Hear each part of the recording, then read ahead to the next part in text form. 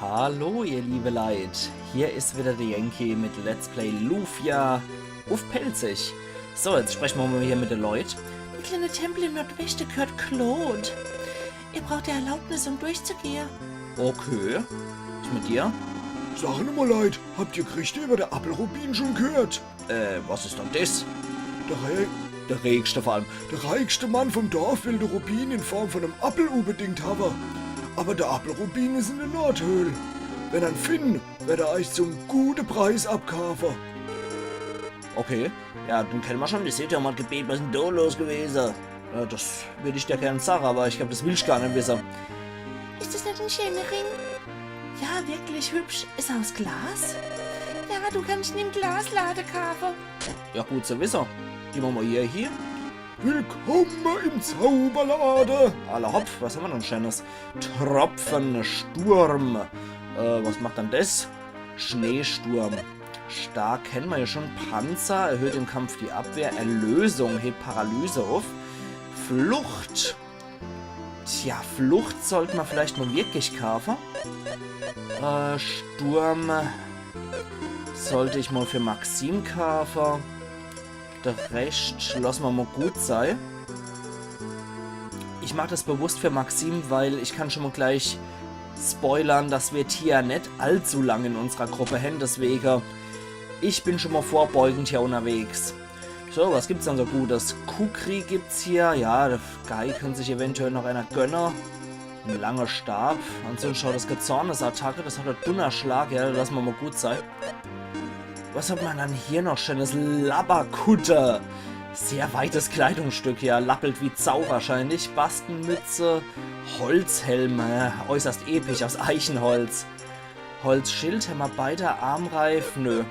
Du siehst auch nicht, da hier unnötig Geld auszugeben. Das machen wir dann im nächsten Dorf, wenn du was Besseres für uns ist. Was mit dir? Claude, der reichste und mächtigste Mann vom Dorf, lebt in einem riesigen Haus dahinter. Alle hopp. Und du? Na, komm her, du. Willst du die schöne Kunstwerk aus Glas und im Laden angucken? Ach, du, geh mal vielleicht auch noch hier. Was mit dir, Oma? Ich hab gehört, Jafar hat seine Glaskunst vor langer Zeit aus dem Ostkontinent gelernt.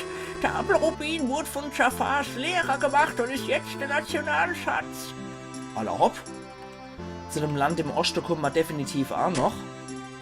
Das ist dann eine Glaslade. Servus. Hallo. Das sind ja echte Kunstwerke aus Glas. Hast du die alle hergestellt?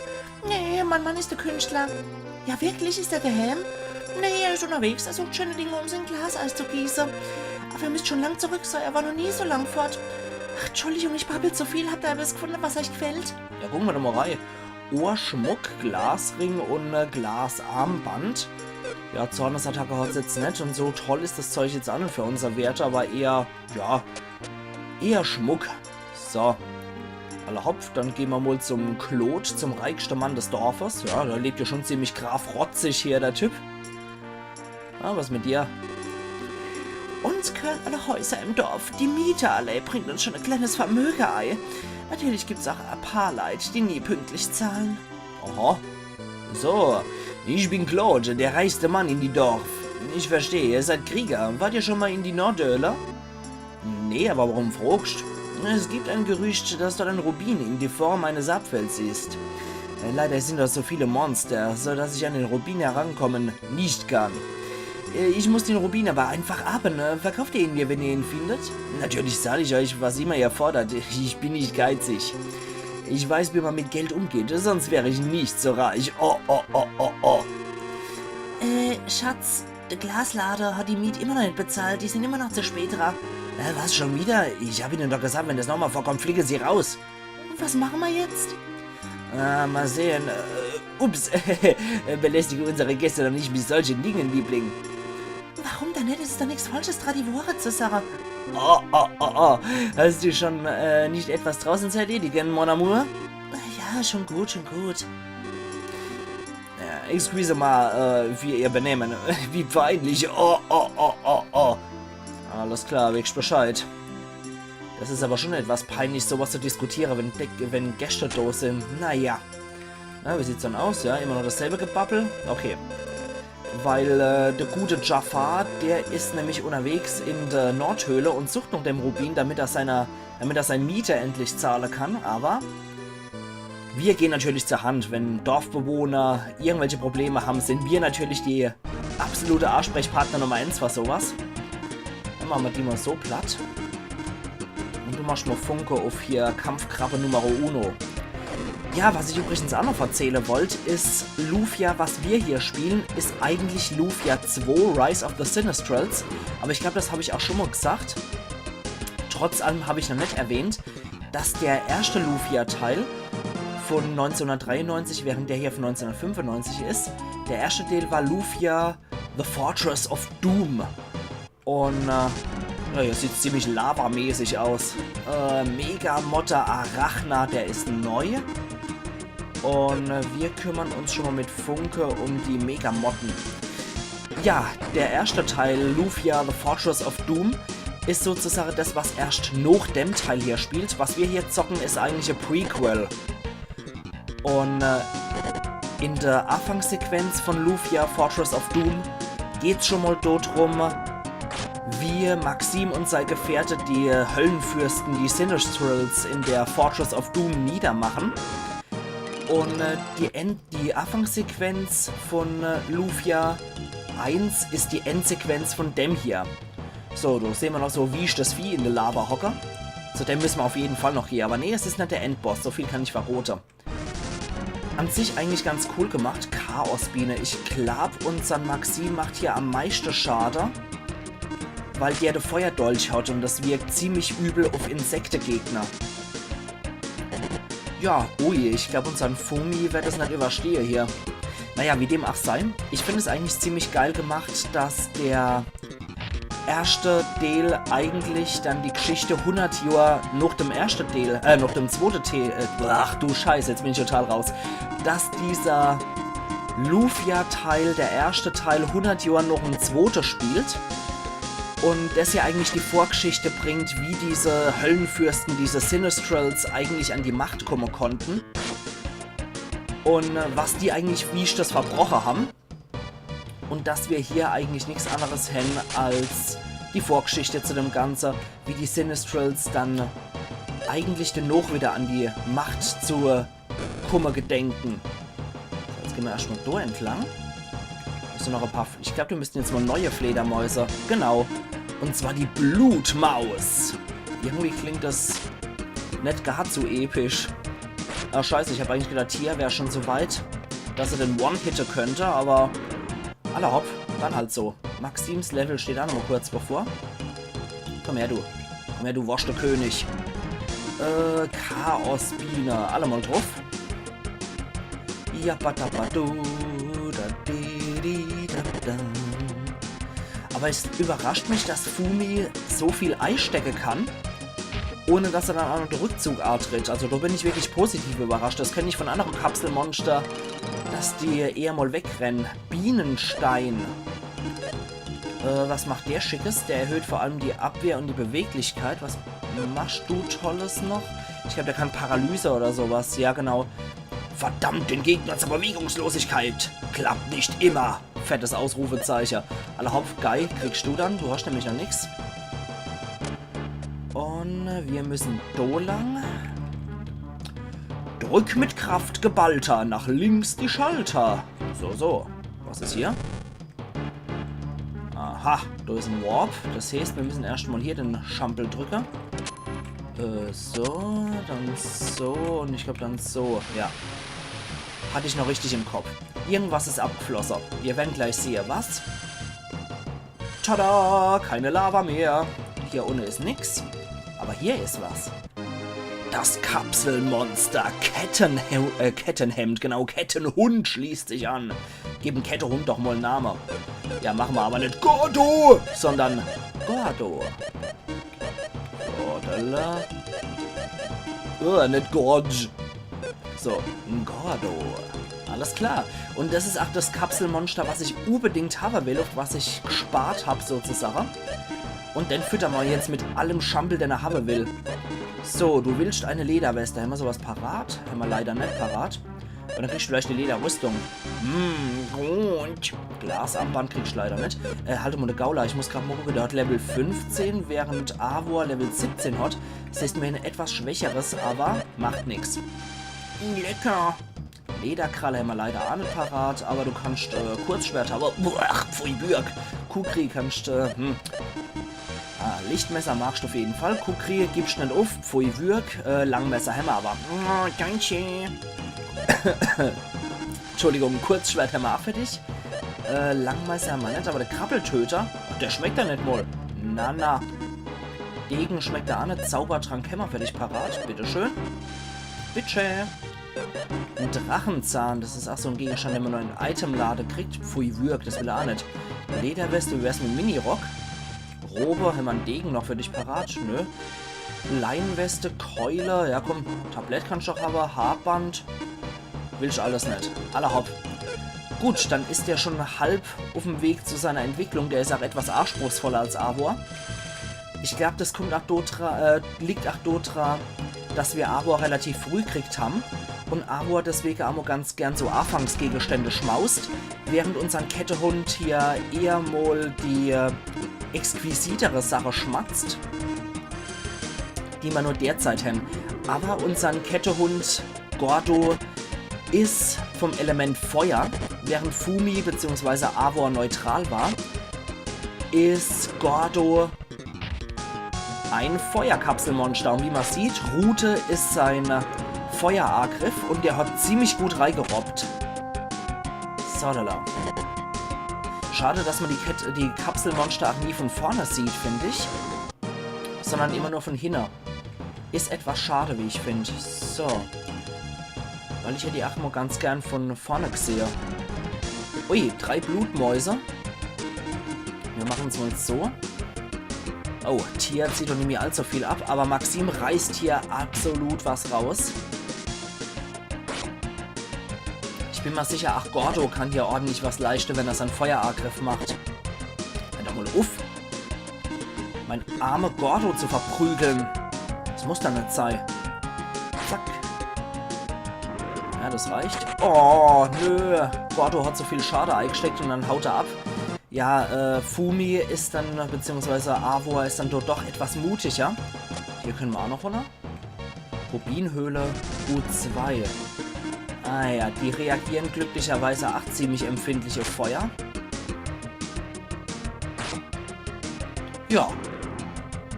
Wie man es gesehen hat, aber sein normaler Angriff ist leider nicht Feuer aufgeladen, sondern nur seine Spezialangriffe, die er reißt. Okay. Machen wir es so. Ja, das hat schon gereicht. Das müsste auch reichen. Und bitte schlag nochmal drauf. Ja, hat nicht ausgereicht. Aber Tia dürfte das eigentlich platt machen können.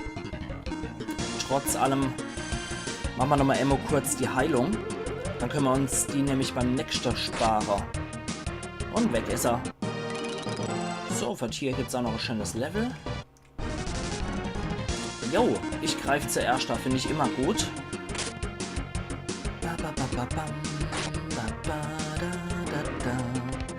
Aber wie cool hier auch der Hintergrund gemacht ist, oder? Mit der Lavahöhle finde ich das schon ziemlich cool gemacht. So, Moment. Durften. So. Finde ich echt schon ziemlich geil gemacht. Also man muss dem Spiel definitiv lassen, dass hier jedes Level auch so sein eigenes Ambiente hat. Ach, wenn wie gesagt viele Elemente dann hier wieder zusammengefügt werden, finde ich trotz allem, dass jedes Level so seinen eigenen Touch einfach hat. So, wir probieren es mal aus bei deiner Giftkäfer mit Funke. Und ja, das robbt ziemlich gut Schade, genauso wie Maxim natürlich wieder. Dann schauen wir mal. Das war ja gar nichts. Okay, wenigstens trifft Gordo nicht. Dann machen wir das so, so und so. Ja. In der Hoffnung, Tiers Angriff möge schon ausreichen. Perfekt. Dann können wir hier Von der Seite steht noch was aus. Warte mal. Da war nämlich noch was. Wir haben zwar durch schon die Brücke repariert, aber da war ja auch noch was. Warte mal. Zack, zack, zack. Ja, komm her. Dich machen wir trotzdem noch fertig.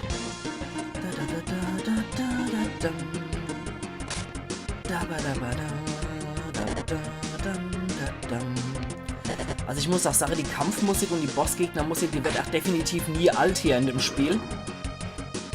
Der ruft Verstärkung, der Wichtolosaurus. Du miese Chaosbiene. So, dich machen wir so fertig.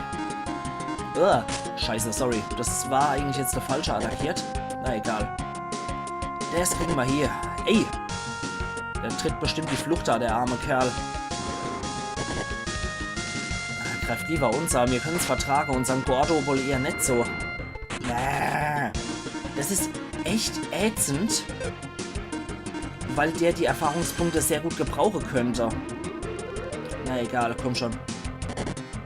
Die machen wir so fertig. Maxim. Und Gott. Aller Hopf, dann geht's hier weiter und da haben wir bestimmt auch noch was, oder? Ja. Wusst ist doch. Kommen wir nämlich hier auf der anderen Seite raus, ja. Beim Gobelin. Du greifst zuerst da. Panzergoblin und normaler Goblin, aller Hopf. Da machen wir zuerst mal den normalen Goblin platt. Der ist nämlich der Schwächere. Und dann geht's auf die dicke Goblins drauf. So. Dann machen wir die fertig. Alle Mann drauf. Ich weiß nicht, wie stark die derzeit so sind. Deswegen hauen wir mal einfach alle drauf. Ja, Gordo ist auch ziemlich langsam im Vergleich zu unserer Truppe. Aber das hat auch gereicht. Und so viel scheinen die jetzt auch nicht auszuhalten, die Biester. Ja, sehr schön. Die Brücke ist auch geblieben. Perfekt. So, dann du. Zuerst auf die Blutmaus. Und dann crashen wir noch die Terrormaus. Müsste eigentlich reichen mit Gordo und Guy. Jo, ich denke. Ja. Das hat gereicht. Dann zuerst links. Weil das geht, glaube ich, hier. Ah ja, okay. Moment. Das müssen wir anders regeln. Das müssen wir so machen. Und dann brauchen wir mal wieder unseren Pfeil. Damit wir darüber watscheln können.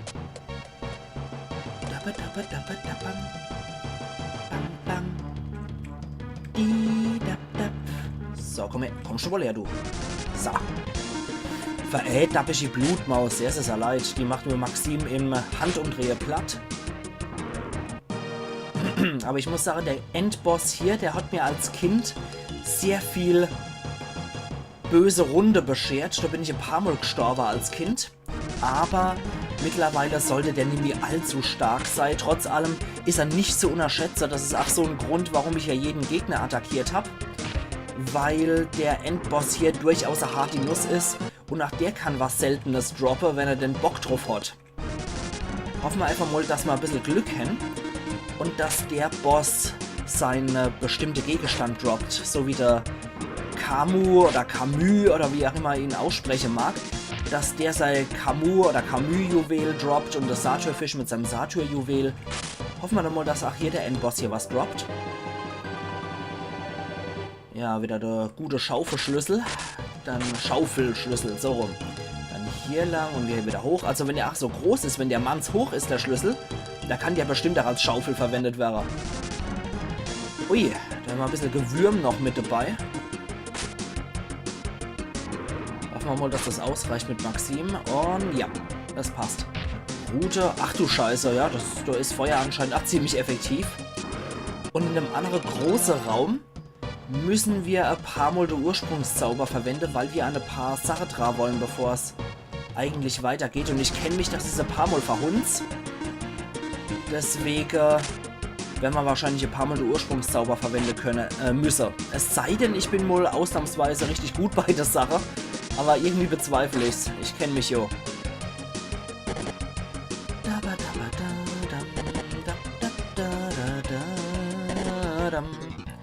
Bitte hau mir nicht ab, Gordo. Das sind definitiv Sachen an Erfahrungspunkte, die du gebrauchen kannst, Kleiner. Bitte hau nicht ab. Ja, sehr gut. Das sind wieder 600 Erfahrungspunkte, die er gut gebrauchen kann. So, was gibt's dann hier? Wirf in die Lava die Steine aus Eis und der Weg ist nicht mehr heiß. So. Aber ich dir jetzt sage, ihr liebe Leute, in, wie sage ich das am besten, in Erwartung dessen, was uns in der nächsten Folge Übermorgen erwartet, mit Lava heiß und mit Eisblock Scheiß, sehen wir uns in 2 Tagen wieder zu Let's Play Lufia auf Pelzig. Also machen's gut und bis Übermorgen dann wieder. Ayan Jenk.